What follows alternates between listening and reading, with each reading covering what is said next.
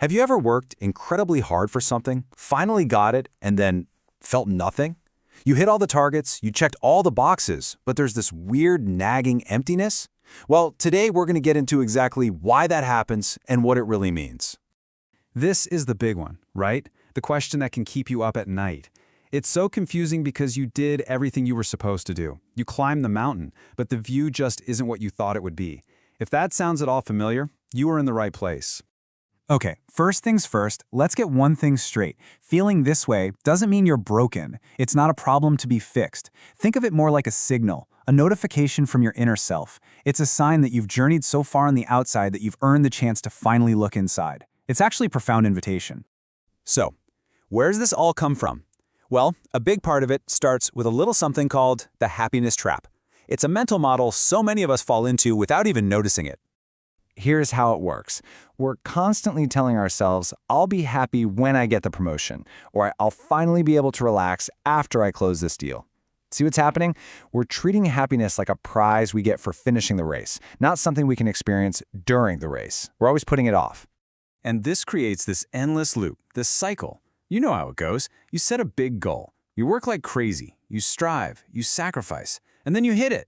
And for a minute, maybe a day, it's amazing. But our brains are wild. They adapt so fast. That huge win just becomes your new baseline, the new normal. And before you know it, you're picking the next, bigger goal and telling yourself, okay, this time I'll be happy when. The cycle just starts all over again. And that cycle, well, it leads us right into the heart of the matter, this strange paradox between external success and internal emptiness. Let's really dig into that. This really breaks it down. Look, success is fantastic at giving us external things. It can give us safety, money, social recognition, that feeling that we're doing it right in the eyes of the world. But fulfillment? That's an inside job. It doesn't care about social recognition. It cares about personal meaning. It doesn't need to do it right. It needs the freedom to be real, to be your actual self. And that's where the disconnect happens. This quote just hits so hard, doesn't it? It perfectly captures that feeling. You did all the work, you put in the hours, you're standing at the summit you always dreamed of, but you feel totally hollow, completely disconnected from it. You look in the mirror and you don't even recognize the person who got there. That's the emptiness. So much of this endless striving is really just a mask for a deep fear of the future. We think if we can just plan enough, achieve enough, control enough, we'll finally feel safe. But here's the thing. That whole approach is built on a shaky foundation. This is such a critical idea to get. It feels so counterintuitive, but you can't outrun your fear of the future by trying to control it. The future is, by its very nature, uncontrollable. Trying to nail down every variable is like trying to catch smoke in your hands. It just creates more anxiety. So the real shift is moving from a flawed approach to an empowered one. The flawed approach is all about trying to build these perfect, bulletproof scenarios for the future. It's based on this fragile idea that I am only okay if everything out there is okay. The empowered approach, on the other hand, is about building your inner strength. It's about cultivating a deep trust in yourself that says, you know what, whatever happens, I can handle it. One is about controlling the world, and the other is about trusting yourself. Huge difference. This reframes the entire game. We spend so much energy worrying, will the future be okay? But what if that's the wrong question?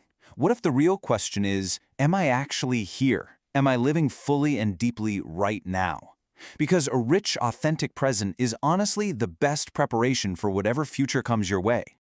And that brings us to one of the biggest engines driving this whole cycle, this deep, often unconscious belief that we have to constantly prove our worth. Just look at the difference here. When you're working to prove you're good enough, it's just draining. It's a source of constant exhaustion because it's an endless race of comparison that you can literally never win. It's all about getting approval from the outside. But when you work from a place of real meaning, because what you're doing matters to you, it's like a renewable energy source. It's not about approval. It's about expressing who you are. So what does this all add up to? It's about playing the long game. It's about building a life that feels not just successful, but deeply peaceful and satisfying for the long haul. This is so incredibly important to hear. A peaceful, content life down the road isn't something you just magically switch on when you retire. It's the sum total of the thousands of little choices you're making today, tomorrow, and the day after that. The foundation for that peace is being laid right now. And these are the bricks you're using to build it. Every single time you choose enough instead of getting sucked into the chase for more. Every time you speak your truth instead of just playing the part you think you're supposed to play. Every time you actually stop and rest instead of just running on autopilot, you are laying another brick in that foundation of a life you won't regret. And what all of this leads to, really, is a totally new definition of freedom. It's not about having the money to do whatever you want. True freedom is an internal state.